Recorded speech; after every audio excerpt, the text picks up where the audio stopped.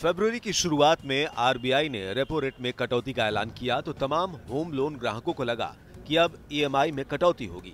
लेकिन अभी तक केवल देश के सबसे बड़े बैंक एसबीआई ने ब्याज दरों में कमी का ऐलान किया है।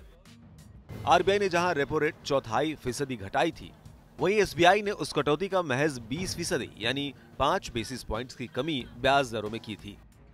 लेकिन बैंकों के इस रवैये का आरबीआई को शायद पहले से ही अंदाजा था। इसलिए पॉलिसी के ऐलान के तुरंत बाद आरबीआई गवर्नर ने कहा था कि वो अगले 15 दिनों में बैंकों से मिलकर उन्हें ब्याज दरों में कटौती के लिए राजी करेंगे।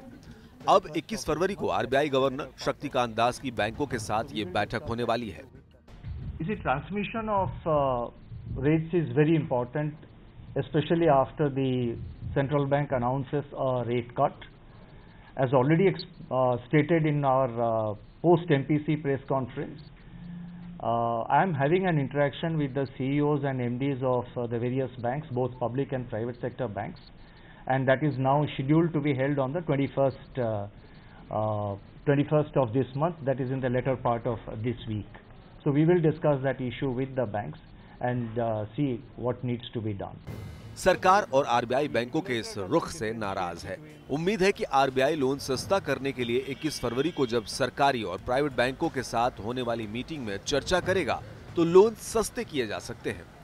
आरबीआई की सेंट्रल बोर्ड मीटिंग के बाद गवर्नर शक्तिकांत दास ने कहा कि रिजर्व बैंक ने अपना काम कर दिया है और अब बैंकों को अपनी जिम्मेदारी निभानी चाहिए। The regulator doesn't differentiate between government owned and private entities because both of them are in the same market competing with each other, so therefore you have to treat both of them equally. वित्त मंत्रालय ने भी इस बारे में बैंकों से बात की है। वित्त मंत्रालय के मुताबिक बैंक रेपो रेट में 0.25% कटौती का पूरा फायदा भले ही ग्राहकों को न दे, लेकिन अपनी बैलेंस शीट को देखते हुए उन्हें कर्ज जरूर सस्ता करना चाहिए। यानी 21 फरवरी को बैठक के बाद ब्याज दरों में कमी के आसार तो भरपूर हैं। अब देखना यही है कि ब्याज दरों में कितनी कमी करने का फैसला बैंक करेंगे।